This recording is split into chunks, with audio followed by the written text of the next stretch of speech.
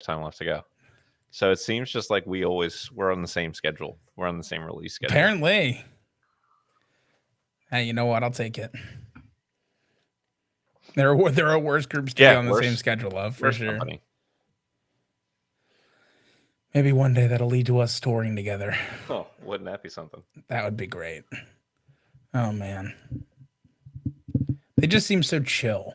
Agreed. Like, the music is great, but they also just seem so chill. Yeah, they seem like good folks. That's important. I agree. All right. We're doing my guy first, yes. By the way. Good, because I've already got all the notes up, and that would have been awkward. Really awkward. Would have had to just cancel the episode, honestly. I wouldn't participate no matter what. What are we calling next week? I don't know. Poop soup. Yeah. Yeah, I agree. You think if we just call it poop soup, there'll be complaints? No. I think that's fine. You know, I always am looking. It's interesting when I have a group or like an artist that I think I'm going to like, I almost look for reasons not to. And when I have an artist that I know I'm going to not like, I look for reasons to like them. That's nice. So like I'm going to be looking for reasons to enjoy the listening. Yeah. I don't always find them. And that's okay. But you tried. But I try. You tried.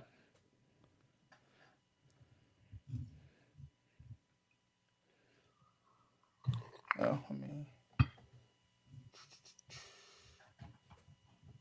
I have a 2-inch micro penis. Excellent. Good. That means you can hear the drops. I can. Can never forget that one. Yeah, it's worth double checking if I can. It is. Yeah, I don't know why you couldn't last week. Me neither. I don't know. Because there was nothing changed on my end, I don't think. Yeah, we're going to have to investigate that. I'm not. Yeah, we're going to have a team. We'll have a team look at that. We'll get it back to everybody. That sounds good. That's important. Yeah. Yeah, but all of our available resources are, being put into that. Of course. I would expect nothing less. I just don't want anyone to think that we're not a professional organization. So, we're professional, all right. I remember to put my name back this time. Oh yeah, that's important. That's true. It is yours, after all. It is. That's true. All right. How would you feel if I were to say, "Let's go"? Maybe we go. I would say 3, 2, 1.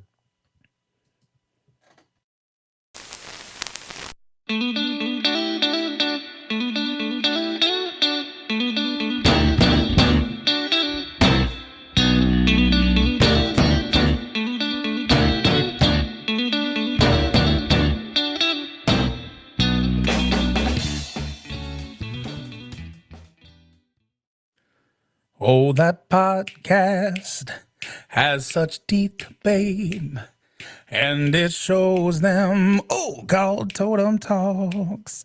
That was beautiful. Thank you. Honestly, top 5 all-time intros. I'll take that. I'll take that. Yeah. I was like, you gotta go for it, right? Oh, I'm all in. You gotta go for it. I'm all in. All right. We had a couple good options for today.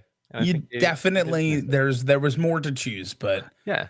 Whenever you get a chance to sing Mac the Knife, it's such a tune that you don't get to just randomly sing places. Not all the time. So I had to go for it. I mean, you could if you wanted to, just at the grocery store. I would love if we did a cover of Mac the Knife. Okay. Like, I don't know how it's a big band song, so I don't know how we could arrange it to be 4 of us. But if we could figure that out, I would sing that every week. I'm sure. That would be such a good time. It does sound like a good time. Yeah, cool. Now we should work on it. We should really do it. Before that, though, we should probably start the episode of the podcast. Okay, yeah. I mean, everything in due time. All right, what's going on, everybody? Welcome into another episode of Totem Talks, We're on season 7, episode 11, the Slurpee episode. Yeah, And we are the one and having a only. good time. Having a good time this week. Oh, I'm in a and good mood. we didn't even get old Mason on it.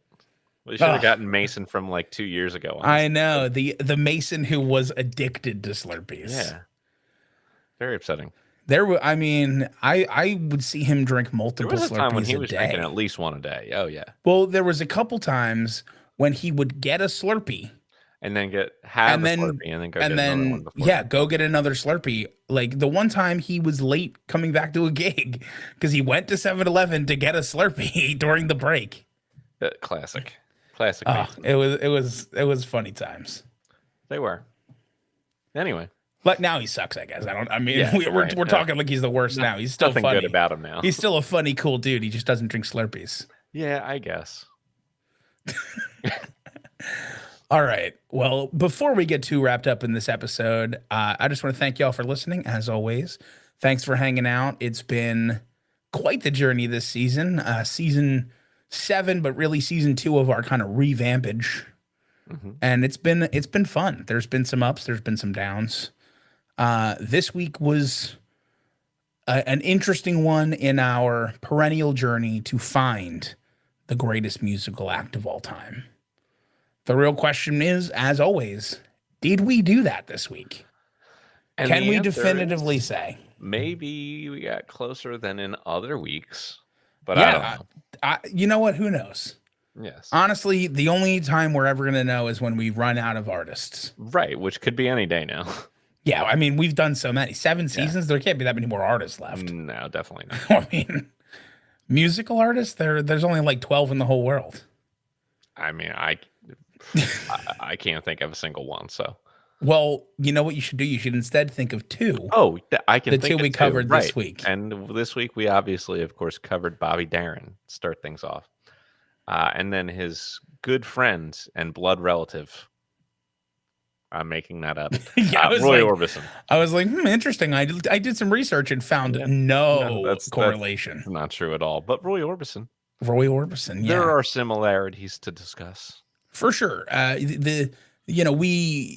We kind of come together with themes for these episodes as we pair them head to head, and this one does have a bit of a more melancholy theme. It's artists who were gone too soon. Exactly. So we have obviously Bobby Darin, Roy Orbison, 2 people who passed away with still a lot left to give, you would assume and imagine. So with that all being said, I think it's time we get rolling directly into Bobby Darin. So Bobby Darin, who was born Walden Robert Casoto, was an American musician, songwriter, and actor. He was from New York, and he was active from 1956 until his passing in 1973. So just 37 years old. We covered 3 albums. We covered the eponymous debut, Bobby Darin, which came out in 1958. We followed that up with This Is Darin.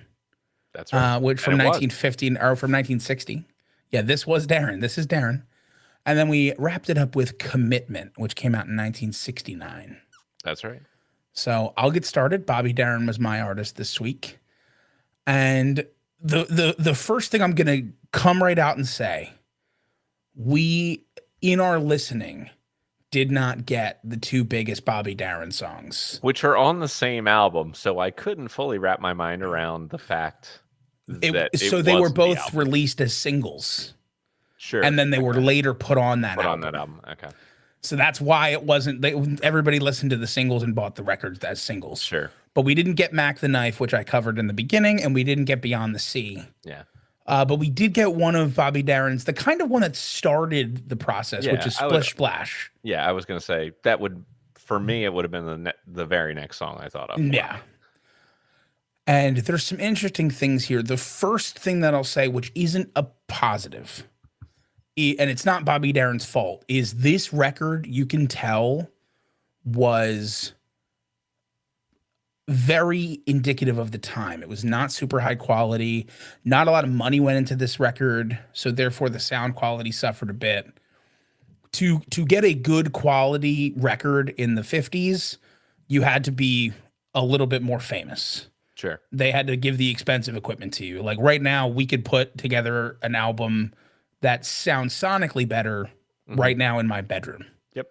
just based on technology. However, past that point, two things that I do want to say as positives. Positive number one, Bobby Darin's voice is so consistent on this album.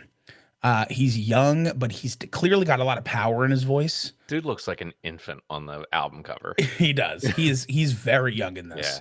Yeah. And two, for an album in the 50s, that's like a quote unquote like rock and roll album. Bobby Darin is writing a lot of these songs. So Bobby Darin and Don Kirshner actually came together as a songwriting unit before Bobby Darin started being Bobby Darin and writing all these songs. So it made sense that Bobby Darin and Don Kirshner were together on a good chunk, more than half of these songs. Yeah. And Bobby even wrote Splish Splash with John Merry. And so like for an artist in this time, really impressive stuff. It's definitely a dated album. I mean, it's that classic rock and roll sound that you would expect from the 50s. Like a little bit of blues mixed in, a little bit, all of the things that came together to form rock and roll. But well done all the way through. I thought you got a good chunk of like cheesy, corny love songs mixed with like fun, like Splish Splash is just a fun song. Yeah, There's a couple songs that have that like fun thing about them. There's a couple like, gooey love songs. There's a couple that are more like ballads and things like that. There was a good mix on this album. And all in all, like for such a short album, only like 26, 27 minutes, really enjoyed listening to it. Yeah. I also enjoyed listening to it. And I would say Splish Splash, looking back now that we've had, 70 years separating us from the 50s, got to be one of the most iconic songs of the decade that people like still hear and know. I would definitely put that near the top of the list. And like you mentioned, I felt like based on the fact that he looked like he was 12, a lot of unexpected depth to his voice already, like clearly a strong talent right from the get-go here. And while I definitely enjoyed the whole album, I enjoyed the song, I think the biggest knock could be exemplified by the song Pretty Betty. Sure. Which is a song, it is a 145 total 50s, just bland as can be type of rock song that sounded like at least 10 or 15 other songs that were already recorded by Buddy Holly and Elvis and Little Richard and like all those guys. Like you could tell that the writing on the more rock and roll tunes was like, hey, let's just take this exact progression that Buddy Holly and Elvis used on some of their hit songs and sing like 75% of the melody and put in a couple of different words, and then it'll be different. And yeah. And like that was a huge part of writing. I mean, it was a huge part of writing then, and it's also a huge part of writing for singles now. So it's unfortunate, but there's that element. Like if you're thinking, oh, he wasn't like pushing boundaries. I mean, he's still a kid, so I'm not gonna hammer him for it. But it is definitely like the one critique I think you can make of the record, which is enjoyable to listen to. Yeah, I mean, he's 22. Yeah. At this point. So I'm not here to rip him because I liked it. Then we get to This Is Darren, and like very quickly they were like, this rock and roll thing? Now, get rid of that right now. We've heard your voice, sir. Here is a list of songs to sing. Please sing them. Here is the crooner standards. Exactly. And, like he is really, really good at singing them. It's an excellent record to just listen to and just hear his take on all these songs. You're not going to hear a single thing that doesn't sound excellent. I really liked the record. I thought his take on Clementine was a really interesting one. I never heard a version of it, anything like that before until this record, which was kind of cool. but I'm a little disappointed in the lack of writing. That's my sad takeaway. And then thinking about how there's a lot of croonery stuff that's not, they're kind of kicking the rock and roll to the curb here. I started combing through like 4 or 5 more albums past this one, and I'm like looking, is he gonna write any more songs? Is he gonna write any more songs? And it was, I'll tell you, for a very good chunk of his career, the answer is not really. Yeah, I mean, Um, you're not wrong. which um, which stinks because I don't want him to end up losing points there, because I really enjoyed listening to him sing. Like, I thought that this was a really good record. Like, it's a great crooner record. It's a great crooner record by a Yeah. guy with a great voice who does great performances on songs he didn't write. Yeah. Listen, I agree with everything you're saying there. There is good news because I specifically looked it up while I was doing my research. Okay. Bobby Darin more than meets the minimum of songs written to not Okay, suffer good. scores. Excellent. Because starting in the 60s, Sure. like he started writing like entire albums.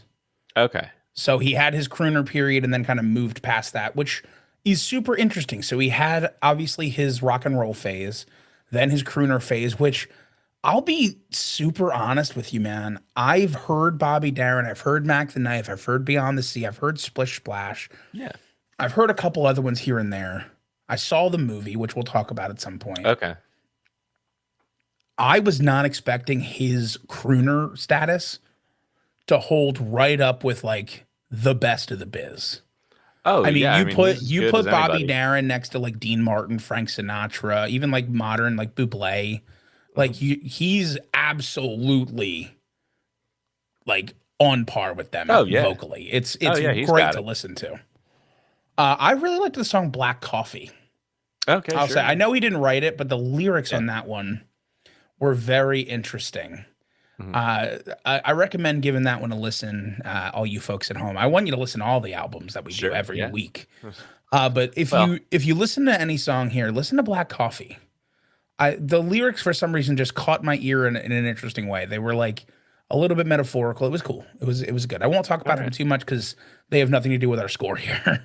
But I fully agree with you. Really good stuff. I really liked his cover of Guys and Dolls Yeah. uh, all the way through. I think he really showed something here that was special. Yeah. Like, and I think for both albums there were special qualities, and I was impressed. And I'll take us into Commitment.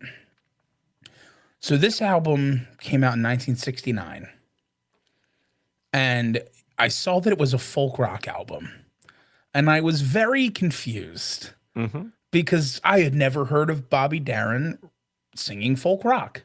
Nobody had. And well, because he self produced and released this under his own label, Direction Records.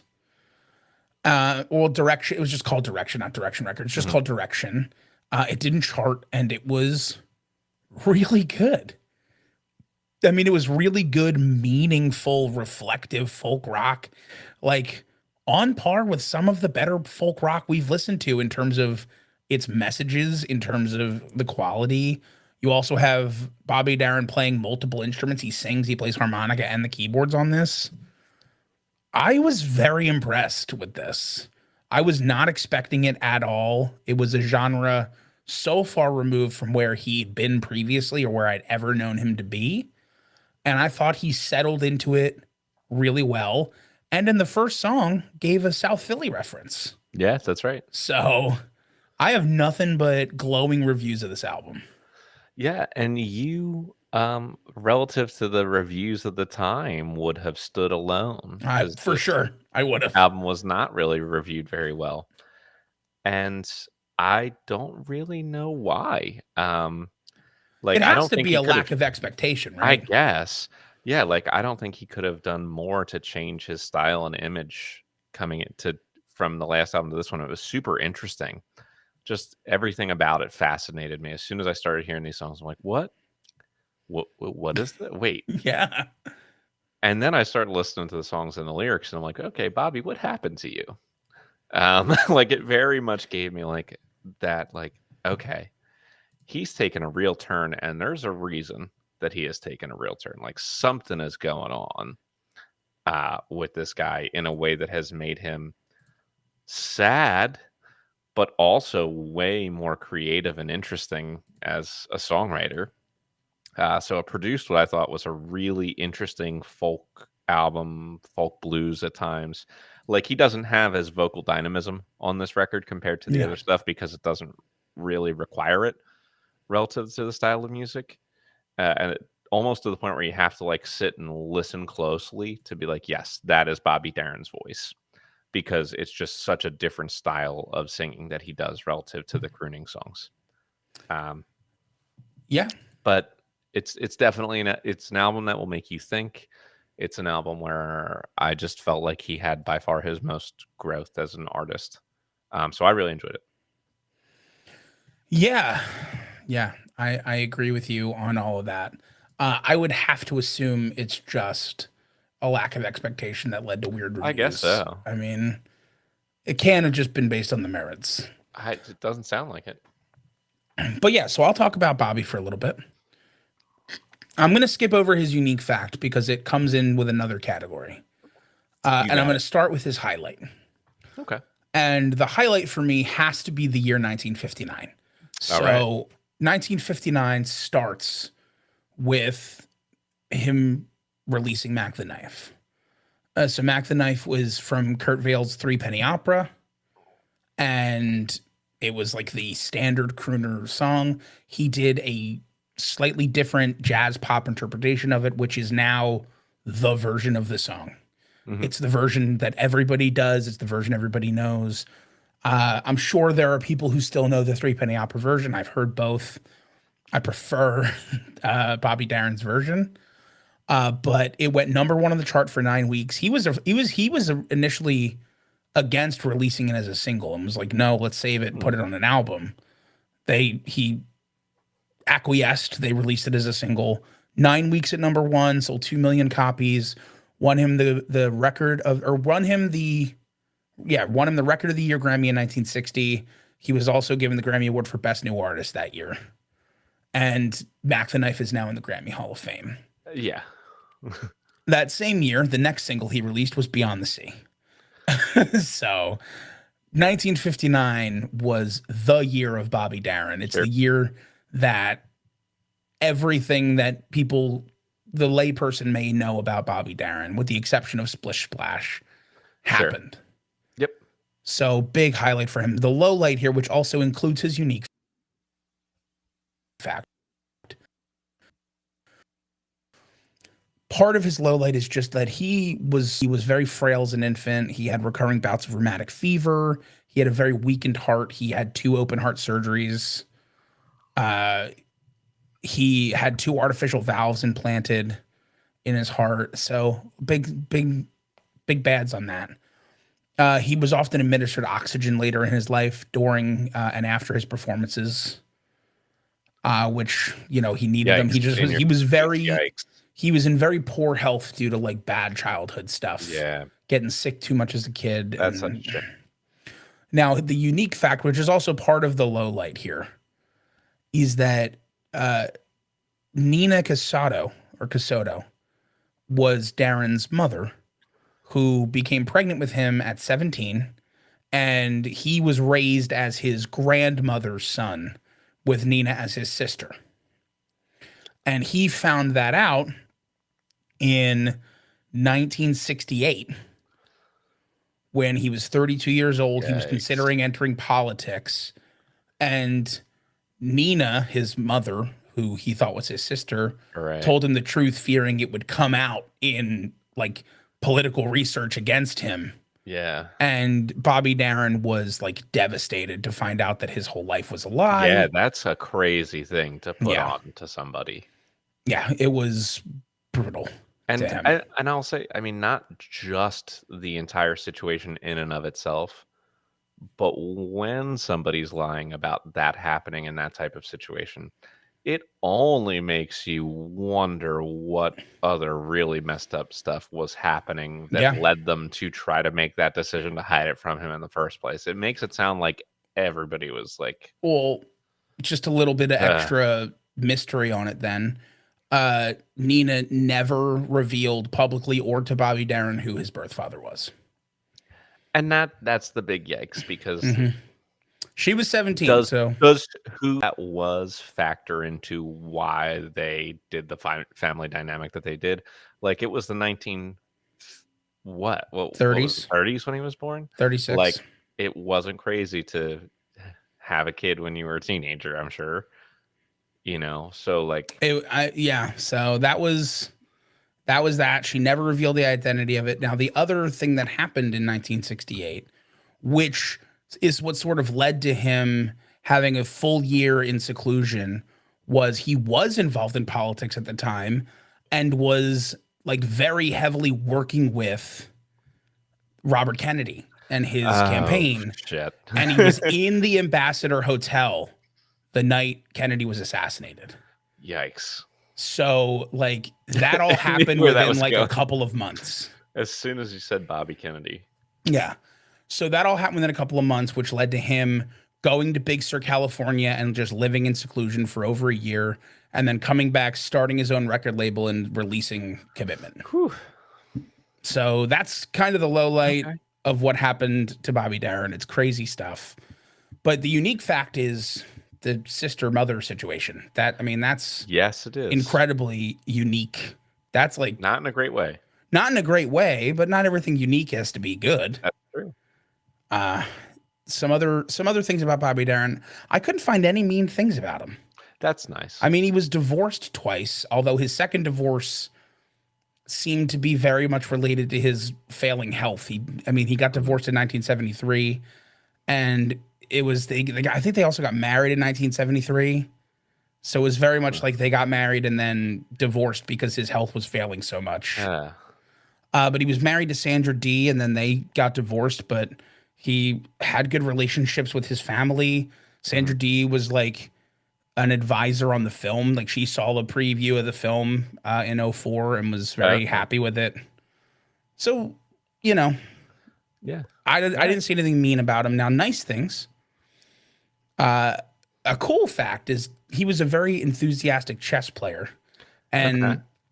was in the process of organizing a huge chess tournament sponsored by the United States, which would put him against Steven Ryder, who was the Eastern Division champion, which would have included the largest funded prize in the history of chess. Oh, fascinating. But obviously they canceled it because he passed away before it could happen. But Yeah. that was pretty cool. He was also super involved. Like when he started to enter the world of politics, he was very involved in like the activism version of politics, as well as civil and human rights, a bunch of social causes. He really wanted to have a positive impact on that.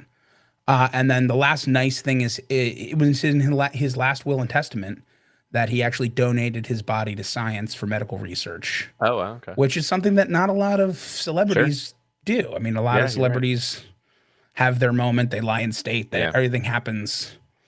So his body was donated to UCLA shortly after his death. Okay. Well, good for him. Yeah, and then the 6 Degrees, because I couldn't find anything mean. Right, right. Songwriter Alan O'Day alluded to Bobby Darin and his recording of Mac the Knife in the song Rock and Roll Heaven, which was written shortly after Bobby Darin passed away. And the song Rock and Roll Heaven was made an enormous hit by the Righteous Brothers. Okay. Yeah. So that's what I got. I have some more stuff, That's but I'll great. save it for later Save it when for- we're scoring. All right, sounds good. Well, let's move right on into Roy Orbison then. Let's physically move inside of him. Ugh. I'm turning my overhead light on. Okay.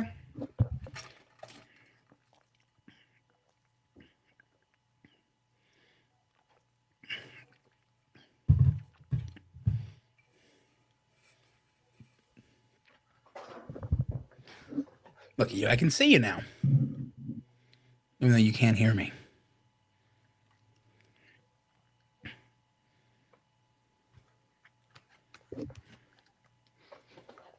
Okay, I have And returned. and now I can see you. Yes. Okay. Well, I'm ready if you are. I'm just grabbing my Oh, right, right. pages on raw.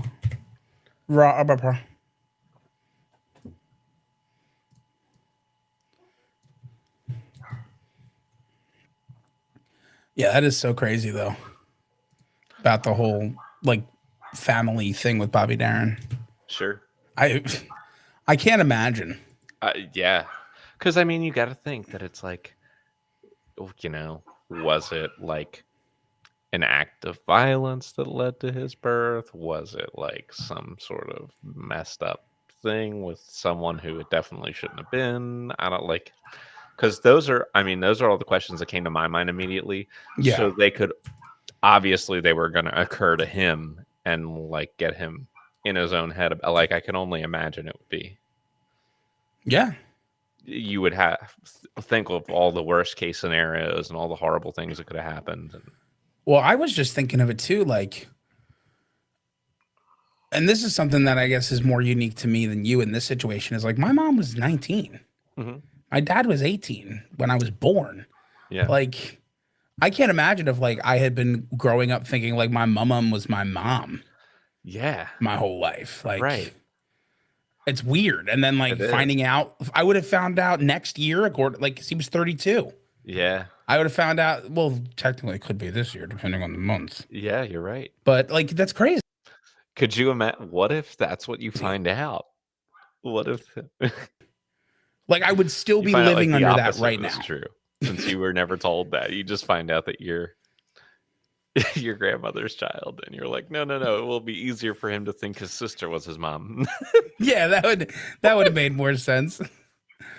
No, it's just crazy stuff, man. It's crazy. Yeah, it is. All right. Oh, I love Roy Orbison's middle name. I don't know why. All right, we'll get there. All right, All we right, will.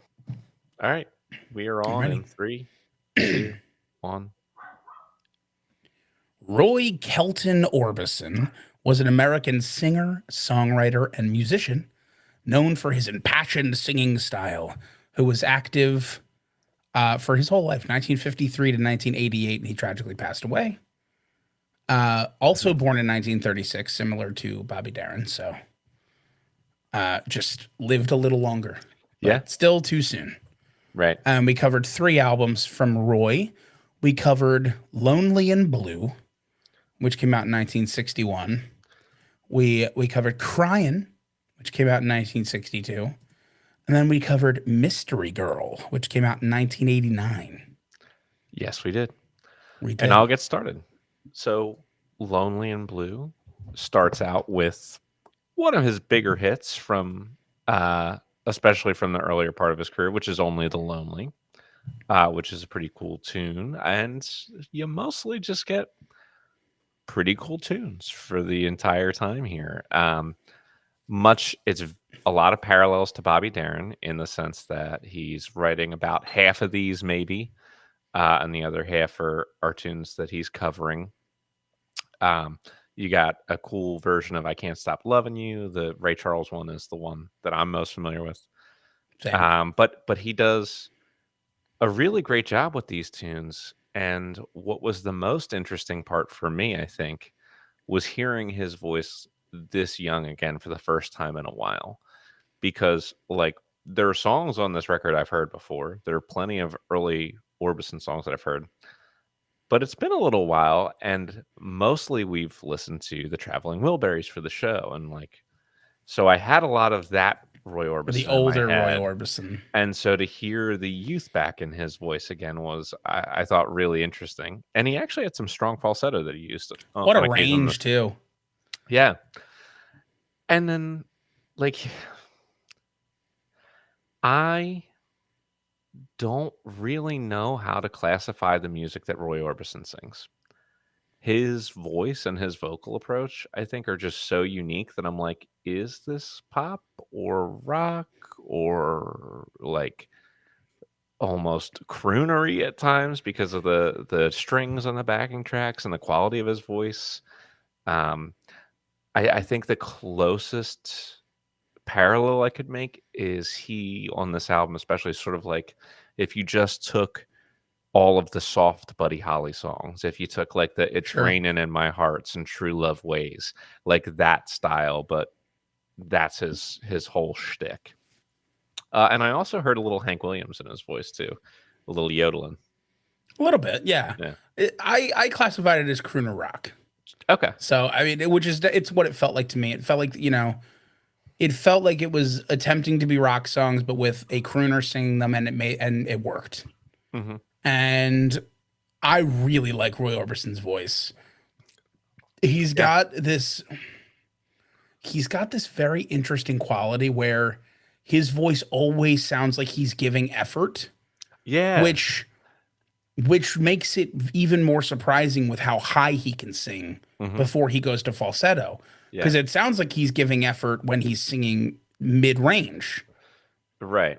Like most singers, when you're singing in the middle of your range, like it sounds, easygoing, even if you're putting some oomph into it. Right. But for him, it sounds like you can't determine where the top of his range sits. Yeah, I It's very totally interesting. agree. That's well said. That Yeah, thank you. puts my thoughts It into was very interesting. I really enjoyed this album. I did like that he wrote, about half of them with. It looks like he wrote almost exclusively with Joe Melson on these. right.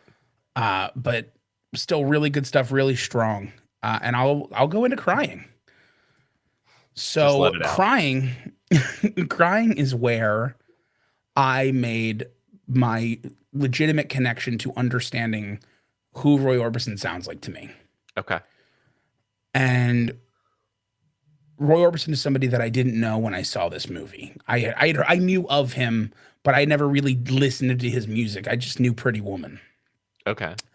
He has to be the inspiration for John C. Reilly's singing voice in Walk Hard. Oh, okay. John C. Reilly sounds just like Roy Orbison early on, like in the Walk Hard movies. And I was confused when I watched Walk Hard because it was very clearly he was being Johnny Cash, Walk the Line. But all of his early stuff sounded nothing like early Johnny Cash.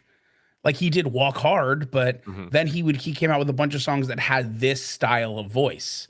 And he sounds great. John C. Reilly can sing, and it's very impressive. Okay.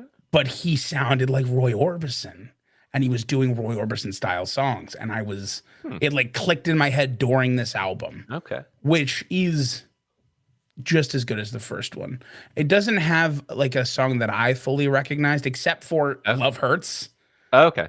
Which I was going to say the title track was one of his bigger early hits as well. Yeah, I didn't recognize it on the listen, but I did see that it was one of his bigger hits. But he does a cover of Love Hurts, which is hilarious because we just did that last season. Yeah, I was surprised to hear that. I was not expecting it at all. But all really good stuff. And also him and Joe Melson wrote most of these again. So Right. good to see the consistency out of Roy here. Yeah, no, I agree. I mean, that's a lot of my notes are being covered, right? Whether it's about his writing, the song Crying, really surprised to hear his version of Love Hurts, but I really liked it. And I thought it was nice to hear a very different take on the song versus the Nazareth one that I'm most familiar with. Like it's a very Orbison-y take. But stylistically and in terms of the quality of his performances on here, it's pretty much just like the first album, I enjoy it though. It's very good. And then we move into Mystery Girl, and a lot of time has passed. And I chose this album specifically. There are a couple of others that did come out after, but they were all fully posthumous. This album was only partially posthumous, in that this was the last album that he actively worked on, performed, was putting together, knew was going to be an album. Yeah. And then it was finished recording in, I think, November of 88. And then released in January of 89, and Roy passed away in December of 88. So right in the middle. Yeah. So similar to what we did with the Carpenters last week. Yeah, right, exactly. And it starts right off with the song that I knew. It was like every single one of these albums started with the one song on the album that I already knew Roy Orbison's version of, which is the song You Got It. and it makes so much sense now, actually, like, looking at the album page and reading the writers and everything. To see who wrote Like, it. it sounds so much like a Traveling Wilburys song because it was written by Roy, Jeff Lynne, and Tom Petty.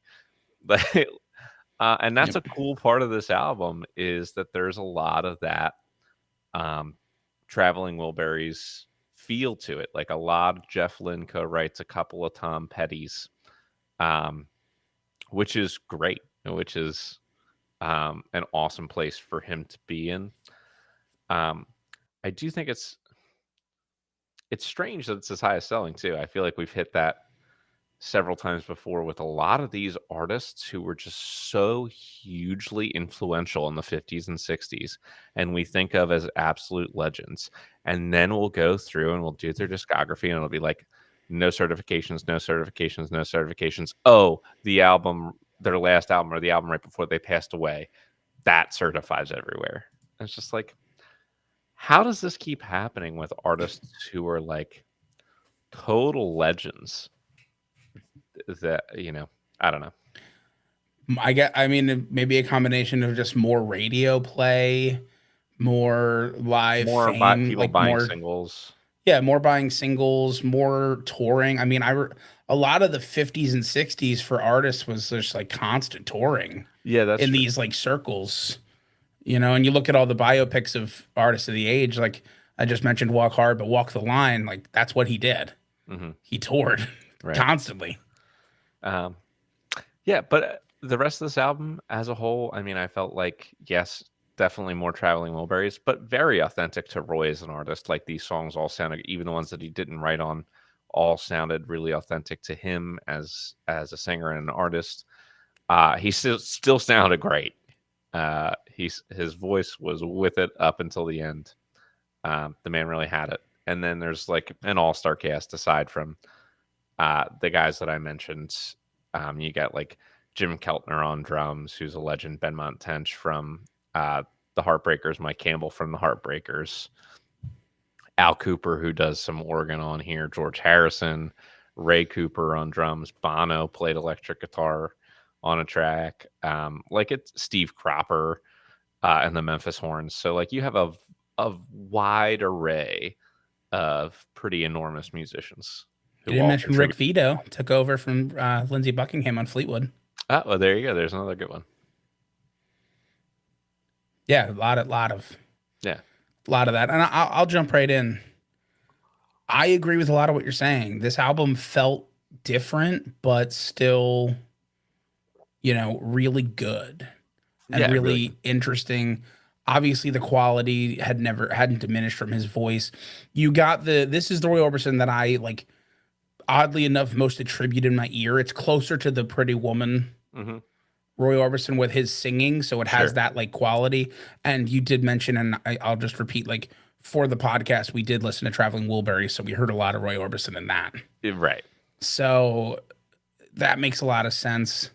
I love that Bono is credited both as Bono and as Paul Hewson on this. Oh, is he? Like, yeah, like why? Why both? So no one will know. I guess. But I really enjoyed this. This was probably the first week in a while where I just really enjoyed all 6 albums. I was so Hmm. happy all week. I was like, this is great. I don't like, it's never work. I would never say that listening to music is No. work. But there are definitely times when it's like, I hate every song on this album. And I Yeah, I've have to been not there. only listen to it, I have to then talk about how much I hate Yeah. it and But like then try that's to find cathartic. things. Yeah, but well, I mentioned this to you off camera. Like when I know I don't like an artist, Hmm. I try to look for things to like. Where it's like Which is maybe nice. if I look at it a different way, Sure. but it gets exhausting. Hmm. But this week was great because I Didn't liked have to all do that. 6 albums. And it was really great. And the only unfortunate part about this episode is the tying theme is that they're both gone too soon, Yeah, which I'm sure you'll discuss. I Roy will. Orbison and the unfortunate widowmaker that he had, Yeah, indeed. which I guess common for the generation, but Yeah, right. unfortunate all the same. But I got nothing bad to say about Mystery Girl. Okay. Well, then here we go. I've got some stuff. I'm going to start with unique. And what I think is most unique about Roy is probably his performance. Um, it's rare that you have someone who is so well loved but is known for being like the most uncharismatic performer in the history of music. Like the man would put on his sunglasses and his all black outfit and go up on stage and stand still as a statue and sing the songs and then leave.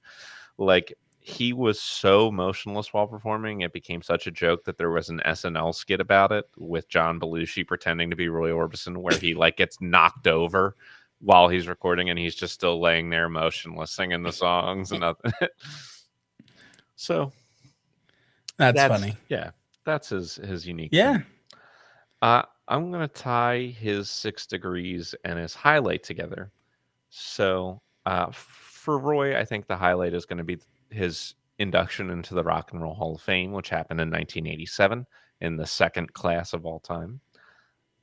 And he was touched by Bruce Springsteen was the one who inducted him, and he was so touched by the speech that he contacted Bruce and asked for a copy of it to keep for himself. Oh, He felt like that getting into the Rock and Roll Hall of Fame had really validated his career, which he maybe had like some questions about. But it meant a lot to him, so that's nice. that is really nice. That's Yeah. awesome.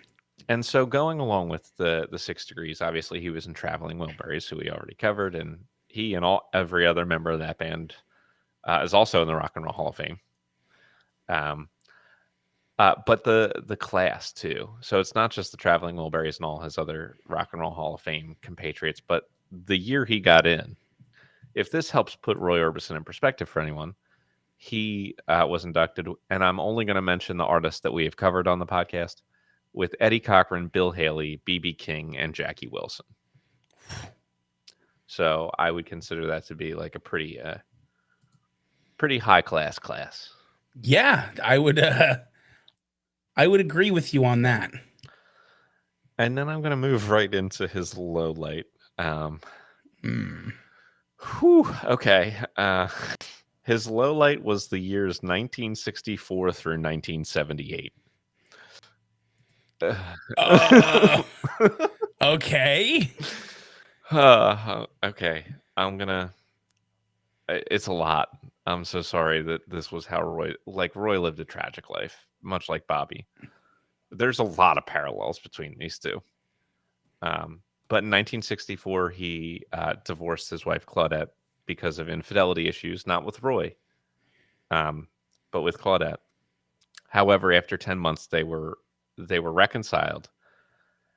Right as his career disappeared, because of the British invasion and basically all of the American music that was really rising to popularity in the late 50s and early 60s, all of a sudden they were having, an impossible time trying to chart or sell or do well at all. So, he's struggling with his music. And then he broke his foot falling off a motorcycle in 1966. And was injured, but that was an important part of his life, was riding motorcycles. So later on in 1966, as he's recovering from the broken foot, he is riding with Claudette because they've reconciled, Sure. and were remarried. And she hit the door of a pickup truck and died instantly in the crash. Oh my God. And he was obviously torn apart by that. They had at least one kid together. And he was not doing well. He was one of those people who kind of threw himself into his work to deal with his grief. And at the time, like, films were a big thing for musicians getting into musical films. And he got this 5-film picture deal with MGM. And his very first picture was a total flop. And they just didn't make the rest. They were just done with him. His one chance to break into the film industry right after this flopped, and then he got kicked out of it. In 1968, his house burnt down while he was on tour, and his two Jesus. eldest sons died in the fire. Oh my God. Yeah, and so he's dealing with all this for years and years and years and years, and it's 1976, and it's been 10 years since he's even had an album on the charts. Not like charted top 40 or anything, but like on the charts, the top 200. Nothing. 10 years. It's been since the year that he broke his foot and he lost his wife. And then in 1978, he had to have a triple bypass at the age of 42 because of how serious his health problems were with his heart. Which, So, so that stretch of 1964 pretty to rough. 1978, where his whole family life and career was just constantly in a state of something horrible happening, was his low point, I guess. Yeah, that's pretty low. I mean, my lord. I started writing something down and I'd read something else like, oh, well, I guess I'll add that to the timeline. Oh, that sucks. I guess I'll add that into the timeline. Oh, poor Roy. I mean, just like a totally tragic life. And then, of course, how else would it have ended other than him tragically dying at a young age? Such a shame. Yeah, it really is. But here's the thing: there was nothing mean about him. However, what I did find is that he was an extremely charitable person. He was someone whose philosophy was that in his, by being someone who was successful, it was his obligation to give back to the community.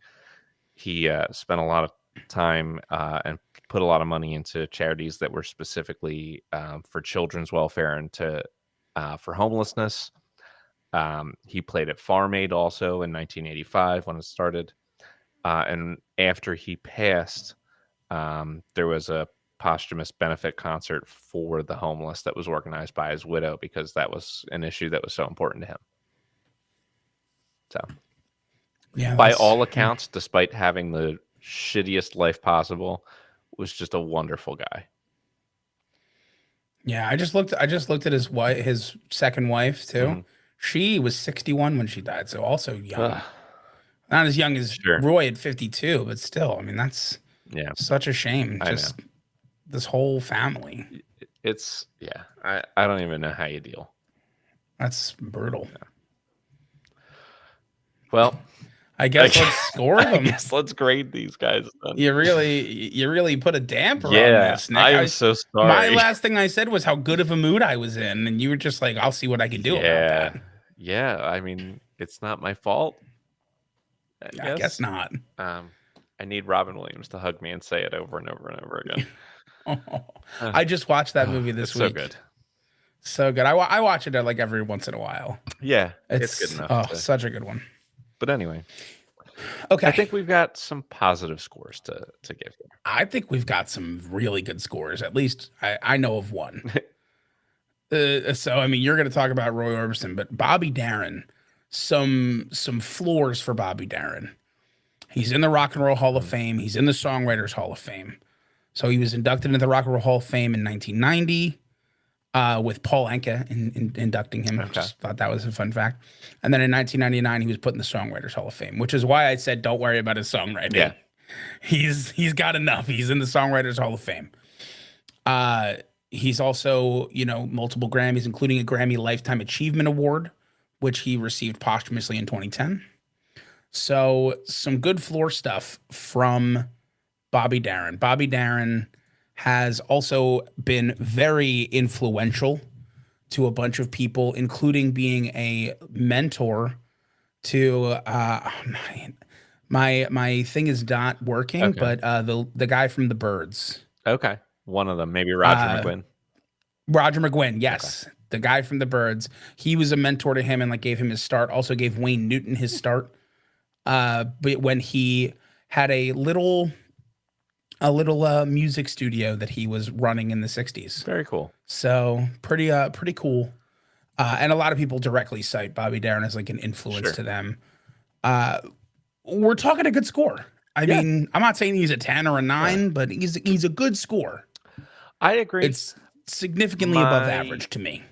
I would for me, I think Roy Orbison is probably a little higher, wherever it is.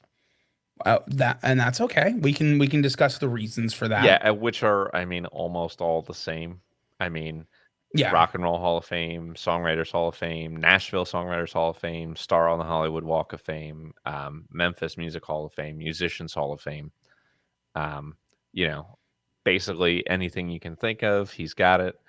Rolling Stone placed him at 37 on their list of the greatest artists of all time, and number 13 on their list of the 100 greatest singers of all time. Um, Cool. I it's mean, a a couple lot other of little things for Bobby Darin. sure. He does have a star on the Las Vegas Walk of Stars and also the Hollywood Walk of Fame, the Sure. real one. He also I believe he was awarded. I want to make sure. He wasn't just nominated. Oh no, he was nominated for an Academy Award for Best Supporting Actor. In 1963, he played a shell-shocked Say that's a that, tongue yeah. twister. A shell-shocked soldier She shall. in a movie called Captain Newman, M.D., which I thought was a cool little thing. Also, there is a biopic on Bobby Darin's life called Beyond the Sea, which came out in 2004, which unfortunately for Bobby Darin was directed by and starred Kevin Spacey. So there's Nothing you can do about but that. nothing you could do about that. There's also a musical, Dream Lover, the Bobby Darin musical, which was released.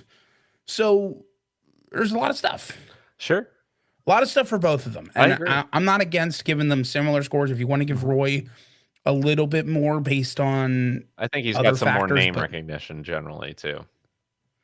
maybe a little bit more name recognition. But I mean, Bobby Darin has a lot more stuff contributing to it than I would have thought. Sure. Yeah, no. So- I don't think that he deserves to be. I'm talking about like a 0.1, 0.2 difference here. Sure. And I think both scores are in the And eights. that's my agreement as well. So I mean, I'd be fine with like an 8.5, 8.6. let's do it.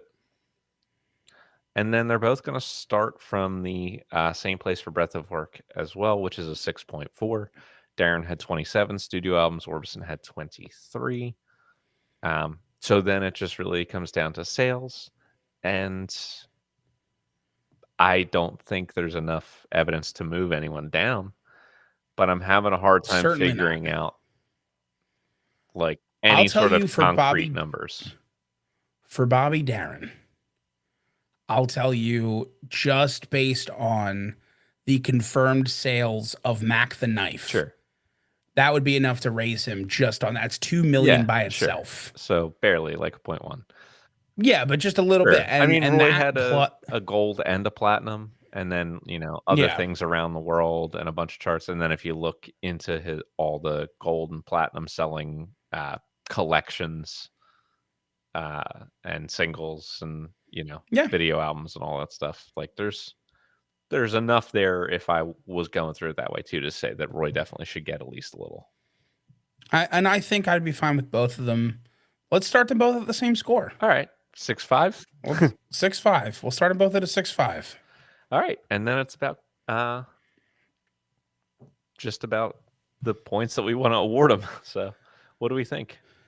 Yeah, so here's the thing for me. The thing that sets the two apart for me, and I have nothing against Roy Orbison. I thoroughly enjoyed all three of them. All three of the albums we listened to. Bobby Darin had 3 albums where all 3 were entirely different genres. Yeah, for sure. They were all completely different genres. We had the 50s rock and roll album. Mm-hmm. We had the crooning, like Sinatra, Dean Martin-esque album. And then we had a complete folk rock 180 turnaround album. And all 3 were high quality and excellent. Mm-hmm. And I'm gonna give him 4 points. Wow. Okay. I really like all 3 of them being as good as they were, really impressed me. Totally fair. I'm going to give a 0.2 here because I really liked everything. The first album was like a little very play to the meanie. So it didn't really move me anywhere, but the third album really is what moved me the most for that. Sure. And then for Roy,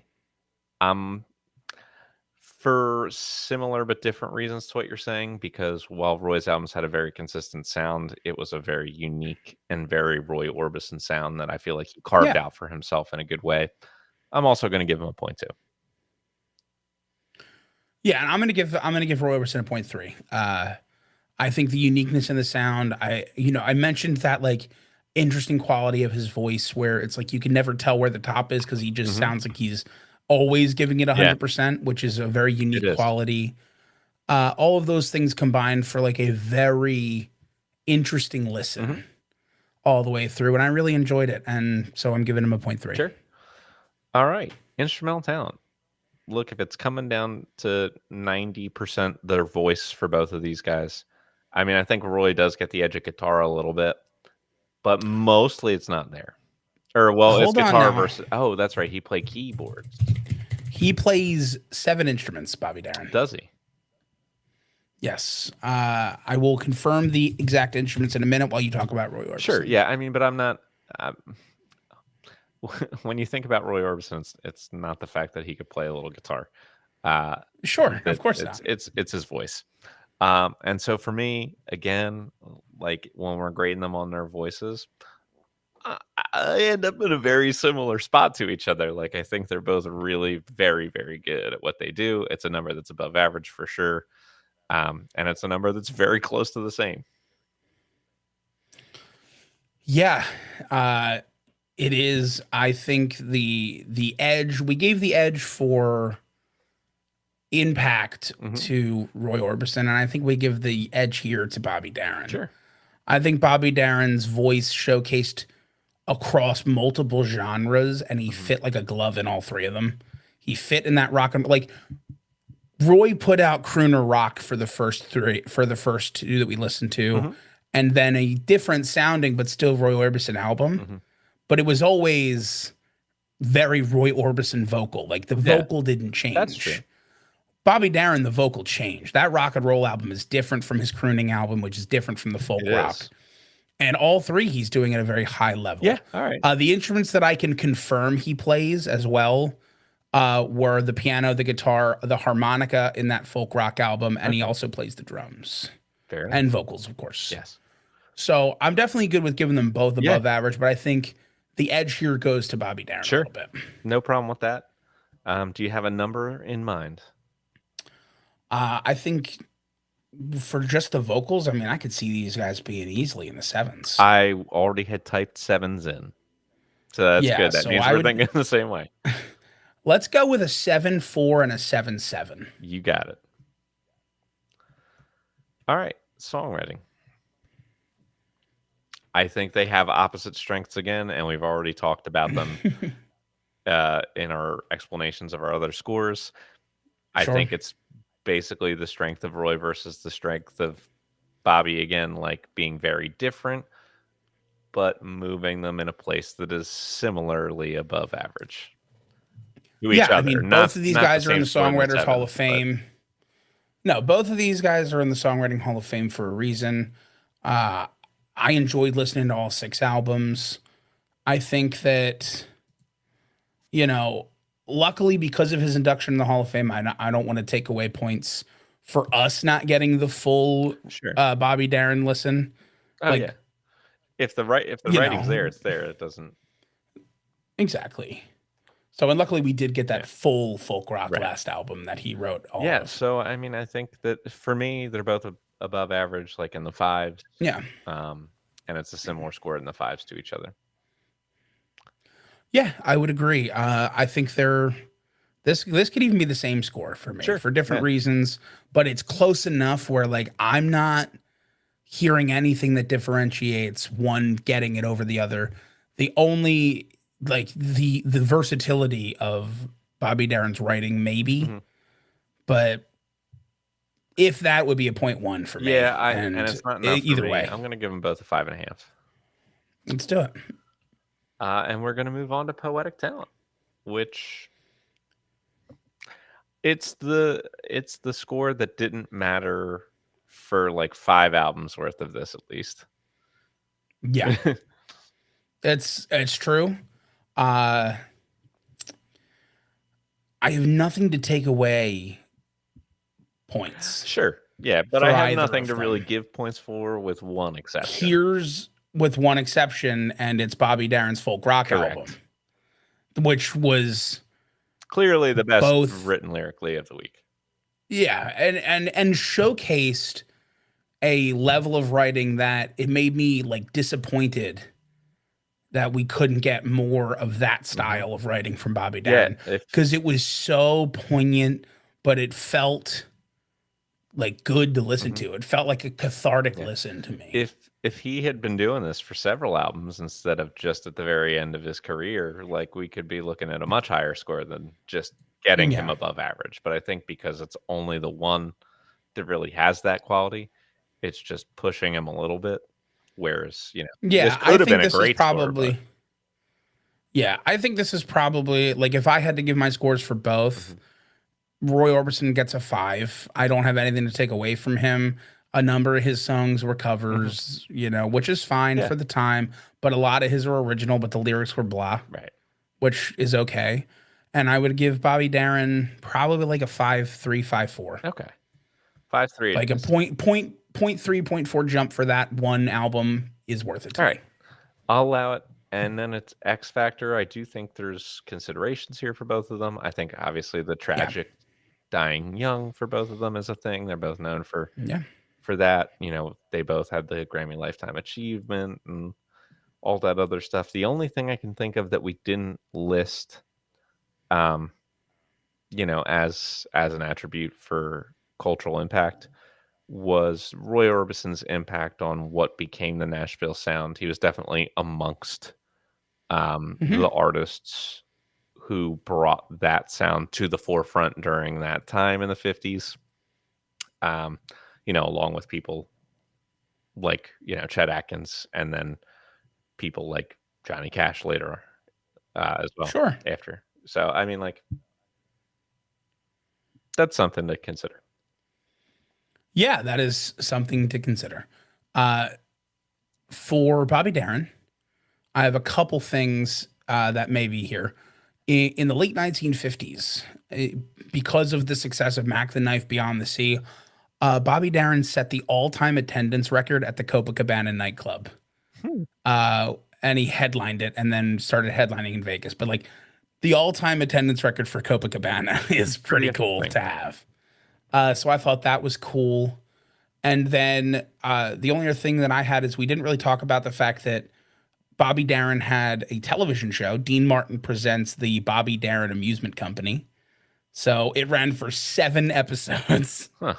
But it existed, and that was where his like love of chess became a thing about Bobby Darin. So I thought that was cool too. But mostly the all-time attendance record at the Copacabana is pretty fascinating. Yeah. All right. Cool. Well, do we give something here? Yeah, I mean, I think obviously that Do they just get a for point? Bobby Darin. Yeah, I mean, I think we can give them both a point. The things combined probably equal. Sure. The tragic death, the influence, point it is for sure. All right. Well, then I have final scores. Okay, and they are very close to each other. I figured. So winning this week's episode with a score of 35.1 is Bobby Darin. Interesting. Okay. And then coming in second place with a score of 34.5. I'm not gonna play the trombone sound. You can't Enough. score a 30 plus. Yeah, and Roy has been through enough. That too. Roy has been But through enough. you can't score a 30 plus and get the trombone sad sound. I agree. But don't worry, the trombone sad sound will be back in full swing next week when we cover a couple of bands from the 90s. Yes, we will.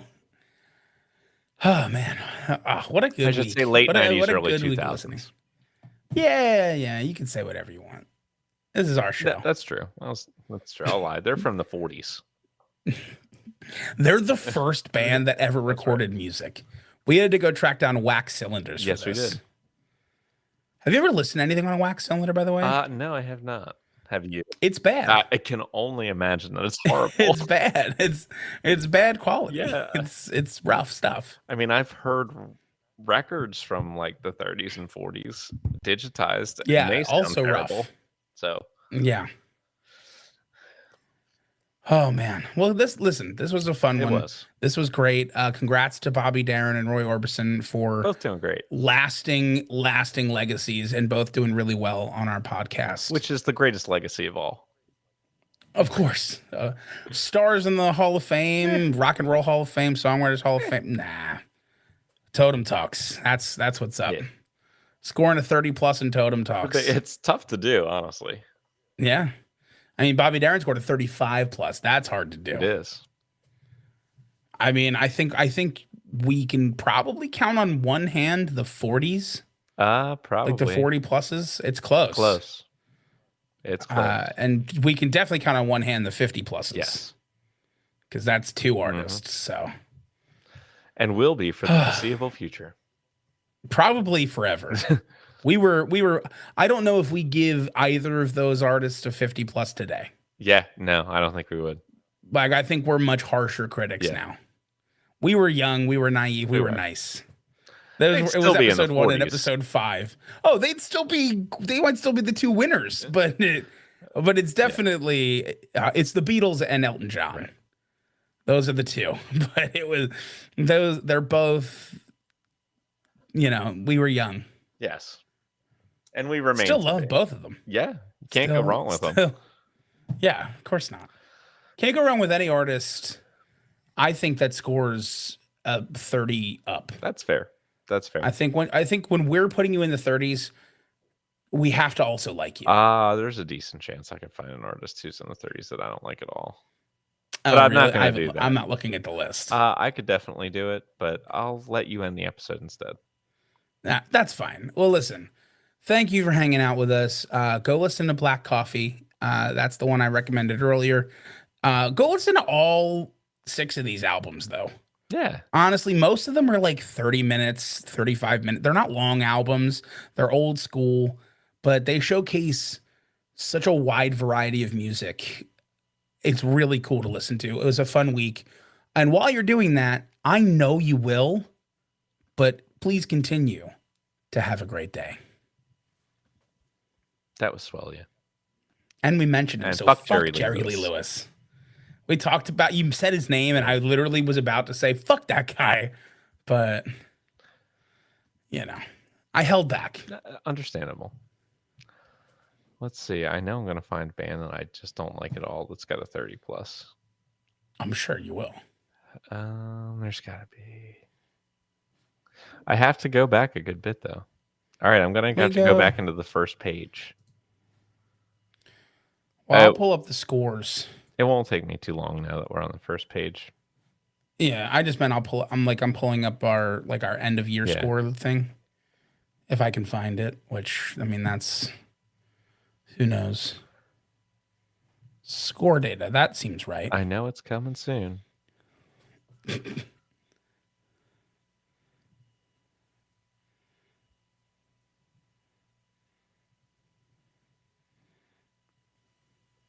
Come on, where are you, motherfucker? Is there somebody here? There's someone I know who's in the first season. Although I don't hate them. I just don't really particularly care for them. And Van Halen. It's Van Halen. Oh, it's Van Halen? Yeah, they have a 37.9. I don't really like Van Halen that much. That's fine. But I don't hate But Alice them. Cooper. I like Alice Cooper. Alice Cooper has a 30. I like a couple of their albums. Good bit.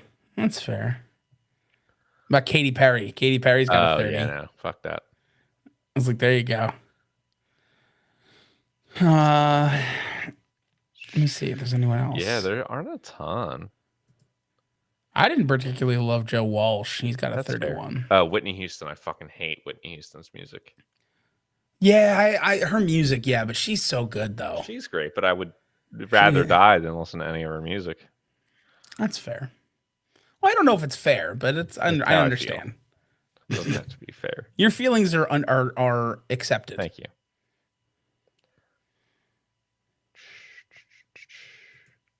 Yeah, I don't know how many more than that there's gonna be though.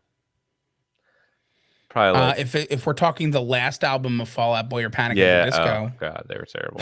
But there was enough of them that we liked. I don't particularly care for, but I don't like avidly hate them the way that some people do. thoroughly enjoy 6 songs in a row from U2, It's and it's like, the first 6 songs on sure. Joshua Tree, and I'm fine without any other U2. Prince has a lot of music that I fucking hate, but I respect the hell out of him. That's fair. Oh man, Sign of the Times was so fucking terrible. It's like an all-time classic album, but I hate every second of it. It was terrible. You're entitled to your opinion. You didn't even enjoy it either. I didn't say I didn't have the same opinion. Yeah. I said you're entitled to your Okay. opinion. I am. God damn it. Let's see. Anybody in the 40s? Oh, well, Prince is in the 40s. And I wouldn't take it away. No, Def Leppard in the 33 range, like meh. Yeah. Yeah, I mean, the fact that they're also only a 0.7 into the 50s, I doubt it. They'd probably be like in the 48 range right now. Like just little points here and there from both of them. Yep. Oh, for sure. Well, because I do our average all the time. So let me see. Do I have our average score by season? Mm-hmm. Oh, Bon Jovi. Oh yeah, there you go. So our first Madonna. season. Oh, Fucking come hated on. Madonna. That's fair. If I had to ask you what our best season, like 2. our most forgiving season, 2, followed 2, by 1. yeah, followed by 1, yes, followed by 6. Interesting. So we had our season 1, And our now, average score was 26.2. But also we cut down the sample size by an entire third. So can that be relied upon relative to the other ones, or is it just going to be that if there are 75 artists in a season as opposed to 50, more of those artists are going to be fluff artists to go around the bigger ones, and therefore you get a higher percentage of artists that we don't like as much? You are positing a question that affects all statisticians forever. Exactly. Like people who try to compare the eras of the NFL, and they're like, "Well, this like." Well, that's the way is what it I is. always think that way, though. Yeah, it is what it is. That's why you look at records like look at Marino. Marino throwing for over 5K looks even more impressive now when you look at the fact that most quarterbacks don't do that in a throw heavy era. Right. You know, but we had 26.2 in season 1, 26.4 in season 2. Season 3, we dropped down to 24.8. Okay. Season 4 was 24.2. Season 5 was 24.1. Like under average. Yeah. And then we jump back up to 26 for season 6. So it is interesting stuff. Our overall, though, technically, if you 55. That wasn't it. That was it. 55 is the highest we can go. Yeah. So I guess average would be 27.5. I guess so. So we're 2 points under that at 25. Yeah, I mean, I would still think we're going to be a little under average anyway, just because for sure there's no, for multiple categories, there's no getting more and more and more once you've hit the threshold for releases. But there are less and less and less if you don't. You know what I mean? Like 6 albums gets you the same as 50 albums, but 5 albums fucks you. It's true. So it's one of those things where it's like, unfortunately, some artists have to suffer so we can kind of rein it into the middle. Right. Because like, look at today. We had 2 artists with, 20 plus albums each. And, we can't give them a 9 for that. So like, yeah, unfortunately that means people who don't meet our average threshold, which I can't believe how reasonable it feels. Super reasonable. Now, like doing the amount of artists we've done, we came up with 6 as like an arbitrary number. And like it's felt really good the whole time. Like 6 albums feels right. Yeah. No, I agree. Like I think out of all of the things we've like done, I think that was the thing we nailed on. No, I agree. From Jump Street. That's totally fair. That is usually just like right around a good solid place to go. Without like whenever I see somebody with 6 albums, like a solid career to attribute. And whenever I see somebody with less than that, I'm like, okay, there's more to give Mhm. here, unless there's an Or unfortunate thing right, like, or they're dead or they broke up or whatever. But exactly. never forget Fox. Yeah, Dropped one I sick know. album and then I know. disappeared. Such a shame. Yeah. Amy Winehouse did something similar. Well, a different Jeff reason for Buckley. disappearance. Yeah, I mean, a lot of artists drop a couple albums and Drop. drop, sadly. Yeah, it is. Hate to see it. Yeah, you do. You do hate to see it. Hey, If anybody has to die, you'd want them to be. I want them to very old. be old. Now, my question for you is, who would you like for this week? I don't know. Can I pick neither? Can you just do both? Maybe. Let's see. Yeah, you're just gonna do both. Let me look. Let me get a vibe. I want to get a feel. Oh, interesting. There's a March 29th release coming up. New album we're just gonna miss. Ooh. Oh no. I know. I'll do Crossfade because I feel like you know Sum 41 a little better. I mean, I know Sum 41 in the sense that I know the songs Fat You know Lip Fat and Lip? Too Deep. Yeah. Do you know 2 Crossfade songs? I don't know one Crossfade song. So does my sentence not make sense or is it correct? Yeah, I mean, I guess My sentence feels correct. it doesn't really feel like I know Sum 41. It feels like I didn't say you knew Sum 41. I said you knew them better than Crossfade, which I am correct on. That is a fact. That's true. Mark it down. I have a stenographer here. Mark it down. Yeah. Keep that on the record. Even though we're recording this, I still have a stenographer. it's important to have. Yeah, I also have the court sketch artist. Thank goodness. Yeah. Oh man, this is interesting. She's not sketching what's on the screen, so it's just me staring at 2 blank screens, but Sure. I'm okay with it.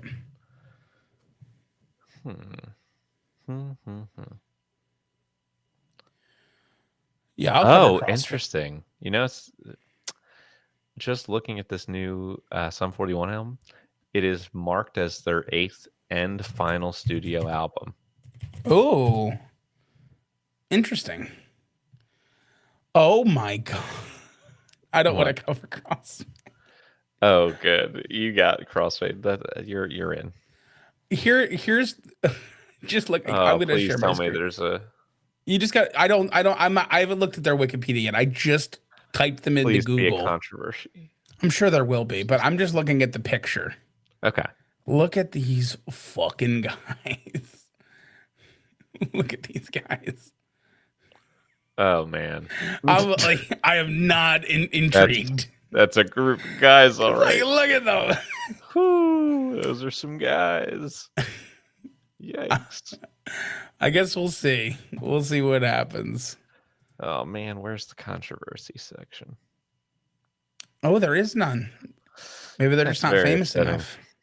That could be it. Let's hope.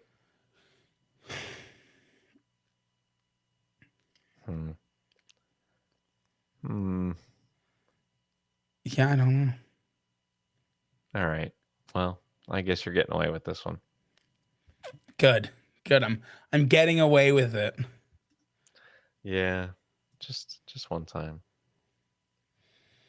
Oh, there's 3 albums. Total? Yeah. Oh wow. So, you know. All right. I Get that full discography. understand that I will not be texting you then. Yeah, that's fair. You're just gonna cover every album that Crossfade's put out. I'll try. I'll do my damnedest. 3. They have more music videos than albums.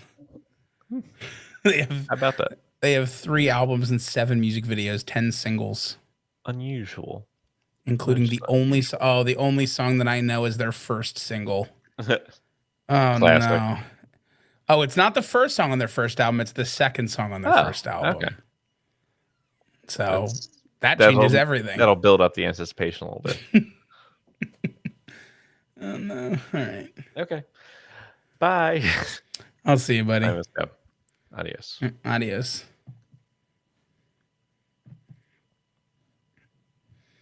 All right. I guess it's just me here. So thanks for hanging out. I'm gonna end this now and continue starting my research for next week because Totem Talks never sleeps, and neither do I.